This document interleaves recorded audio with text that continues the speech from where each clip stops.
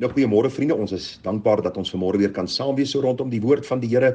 Die gebed van my hart is dat die Here vir ons ryklik sal seën, terwyl ons vanmôre bietjie na nog 'n Latynse terme gaan kyk. En nou, ek het nie 'n Latynse woordeboek ingesluk nie en ek is nie 'n Latynse kenner nie, maar dit is kosbare gedagtes wat uit die taal uitkom om vir ons sekere beginsels te verduidelik wat ook deel was van die reformatie en deel van die tyd toe die kerk van die Here weggebreek het van die Romeinse kerk en daar sekere kwessies was in die verstaan van die skrif. En vandag is dit nog steeds so en daarom gebruik ons nog hierdie terme om sekere waarhede aan die kerk van die Here Jesus mee te deel. Nou vind jy die terme waarna ons vanmôre gaan kyk is die Latynse terme simul justus et peccator. Nou hierdie woorde beteken eenvoudig at one and the same time justified and sinner. Op een en dieselfde tyd geregverdig voor God en nog steeds sondaar. En onmiddellik klink dit vir u of dit 'n weerspreking is, maar kom ek verduidelik vir u. U sien, een van die groot dinge waarmee kinders van die Here worstel oor al die eeue is die gedagte, as ons gered is uit genade, waarom sondig ons nog nadat ons tot bekering gekom het, nadat ons uit genade gered is, nadat ons die nuwe lewe ontvang het.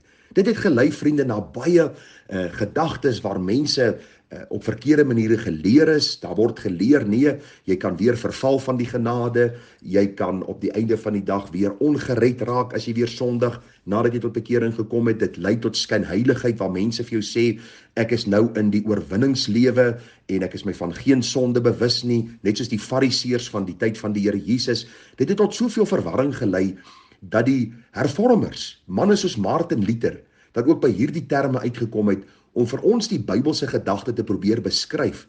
As ons kinders van God is, dan is ons op een en dieselfde tyd geregverdig voor God, maar ook sondaar.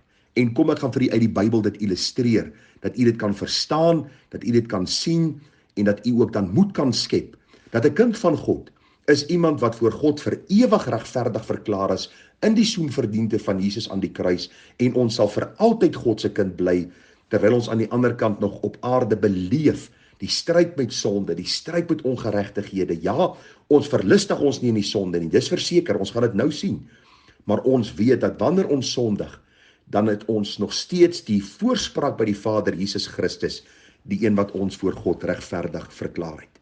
Kom, ek gaan vir u 2 gedeeltes uit die skrif gee, dan hanteer ons gou hierdie gedagte, en dan kan u ook ietsie leer rondom hierdie Latynse terme wat die groot hervormer Martin Luther onder die gemeente ingedruk het, om hulle te verseker van God se genade, ook in tye van sonde. Simul justus et peccator, at one and the same time justify and sinner, op een en dieselfde tyd, geregverdig voor God, maar nog steeds sondaar. En kom ons sien in die Bybel, hoe die Bybel dit vir ons illustreer. 1 Timoteus 1 vers 15, staan daar, dit is 'n betroubare woord, en werd om ten volle aangeneem te word, dat Christus Jesus in die wêreld gekom het om sondaars te red, van wie ek die vernaamste is. Nou, wie is die skrywer van hierdie boek 1 Timoteus? Dis die man Paulus, die apostel, en daar word gereken dat hierdie een van sy laaste briewe was, wat hy geskryf het. Paulus kom en hy sê vir die jong man Timoteus, hy sê God se woord is betroubaar. Dit is absoluut betroubaar. Die waarheid van God se woord is die betroubaarheid van God, wat vir ons op papier neergesit is. Ons kan dit glo, die Bybel sê, werd om ten volle aangeneem te word, dat Christus in die wêreld gekom het om sondaars te red. So hierdie waarheid van God se woord vertel vir ons van 'n gebeurtenis in die verlede, waar Christus, die Godmens, na hierdie aarde gekom het, sy lewe aan die kruis gegee het om sondaars te red. En nou sê Paulus hierdie woorde, van wie ek die vernaamste is. Nie was nie, maar is. So Paulus sien hom aan die einde van sy lewe as die vernaamste van alle sondaars. En ons vra onsself die vraag af, hoe is dit moontlik? Hierdie heilige man, hierdie godsman, hierdie bidder, hierdie sendeling, hierdie man wat alles ontbeer het vir die naam en vir die eer van Christus, hoe kan hy aan die einde van sy lewe sê, ek is die vernaamste van alle sondaars? Die antwoord eenvoudig, simul justus et peccator. At one and the same time justified and sinner.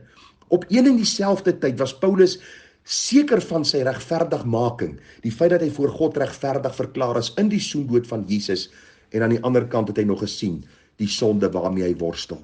Kom, ek lees vir u hierdie worstelstryd van Paulus in Romeine 7 vers 18 en verder. Die apostel Paulus sê, want ek weet dat in my, Dit wil sê in my vlees niks goeds woon nie. Want om te wil is by my aanwesig, maar om goed te doen, dit vind ek nie. Want die goeie wat ek wil doen, dit doen ek nie. Maar die kwaad wat ek nie wil doen nie, dit doen ek. Dink aan jou en my lewe, hoe dikwels sê ons vir onsself, ek wil môreoggend 6 uur opstaan om die woord te lees en dan verslaap ek en dan ry ek werk toe, dan is ek so moedeloos met myself en dink myself, die goeie wat ek wil doen, waarom kry ek dit nie gedoen nie? En dan het jy self jou voorgenem om nie kwaad te raak nie en dan gebeur daar iets en dan raak jy kwaad en dan dink jy ek ellendige mens, wat is fout met my? En dikwels begin ons twyfel aan ons redding in plaas van om hierdie waarheid raak te sien dat kinders van God ook soms sondig. Ons begeerte is nooit na sonde nie en ons wil nooit in die sonde lewe nie, maar ons kom agter die stryd in ons binneste wat soms teweeg bring dat ons dinge doen wat ons nie graag wil doen nie. Vers 20. Paulus sê, maar as ek doen wat ek nie wil nie, dan doen ek dit nie meer nie, maar die sonde wat in my woon. Ek vind dus hierdie wet, as ek die goeie wil doen, is die kwaad by my aanwesig. Want ek verlustig my in die wet van God na die innerlike mens. Elke kind van God se begeerte is elke dag, Here, ek wil glad nie sondig nie. Hy sê, maar ek sien 'n ander wet in my lede wat stryd voer teen die wet van my gemoed en my gevangene neem onder die wet van die sonde wat in my lede is. Vers 24, die baie bekende woorde, ek ellendige mens, wie sal my verlos van die liggaam van hierdie dood? Ek dank God deur Christus Jesus ons Here. So dien ek dan self, dan wel met die gemoed die wet van God, maar met die vlees die wet van die sonde. So wat wil die apostel Paulus vir ons kom sê? Presies wat Martin Luther in die tyd van die hervorming vir die kinders van God wil kom leer. Dat ons is elendig, vriende.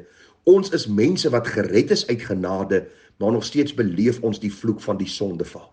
Daar is by ons hierdie begeerte na heiligheid en reinheid en dikwels roep ons uit, ek ellendige mens, wie sal my verlos van die liggaam van hierdie dood? Vriende, hierdie uitroep sal deurgangs deel van die kind van God se lewe wees. Moenie die leuen glo wat kerke vir jou vertel, dat daar 'n punt kom waar jy nou in die Kanaanse lewe ingaan en waar jy nou nie meer hierdie stryd het nie. Watter leuen van die bose wat mense vir ons gee. Ons sal altyd 'n stryd met die sonde hê, sodat ons deurgangs ons afhanklikheid aan God kan verklaar, om telke male te sê, ten spyte van hierdie stryd met die sonde, dank ek God deur Jesus Christus ons Here, wat my gedurig die oorwinning gee. In Romeine 6 kom Paulus en hy vat dit vir ons so mooi saam. Hy sê, wat sal ons dan sê? Sal ons in die sonde bly, dat die genade meer kan word? Paulus roep uit, hy sê, nee, stellig nie. Ons wat die sonde afgesterf het, hoe kan ons nog daarin lewe? Met ander woorde, 'n kind van die Here is nie iemand wat in sonde lewe nie. Hy doen soms sonde, maar hy lewe nie daarin nie. Daarom, as ek uitroep in hierdie radeloosheid, ek ellendige mens, wie sal my verlos? Is die antwoord altyd, ek dank God. Ek is geregverdig in Christus Jesus. Ek is vrygespreek in Christus deur die bloed van die lam. Ek is verseël deur die Heilige Gees. Ek behoort aan God. Maar ek beleef nog hierdie stryd met sonde. En ag vriende, mag dit ons moed en hoop gee in hierdie moeilike tye. En mag ons die sonde afsterwe en vir Christus lewe. Mag ons ons liggame stel tot beskikking van God om dan ook hierdie waarheid van sy woord uit te lewe. En mag ons daagliks stry met alles in ons deur die krag van die Gees teen die sonde en teen die ongeregtighede wat ons soms nog in ons lewe vind.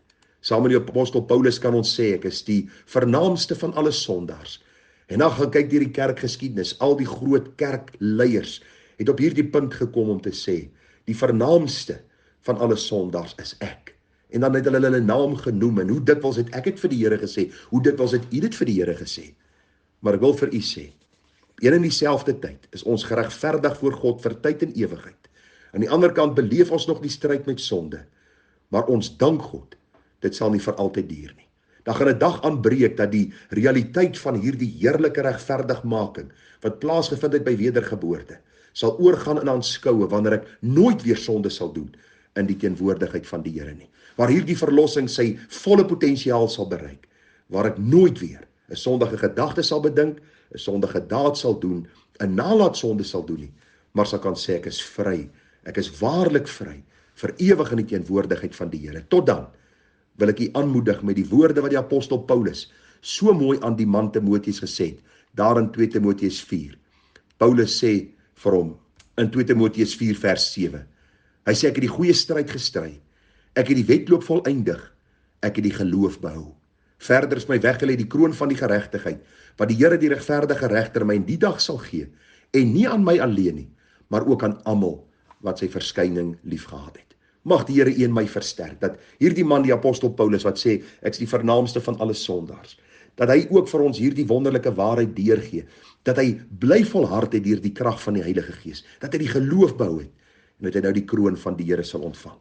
Dit word vir ons opgesluit in hierdie pragtige woorde van die groot hervormer Martin Luther, Simul Justus et Pacciator. Mag u en ek deur hierdie waarheid versterk word, en mag ons volhard tot ons die Here in sy heerlikheid sien. Seën vir u, mooi dag verder, tada.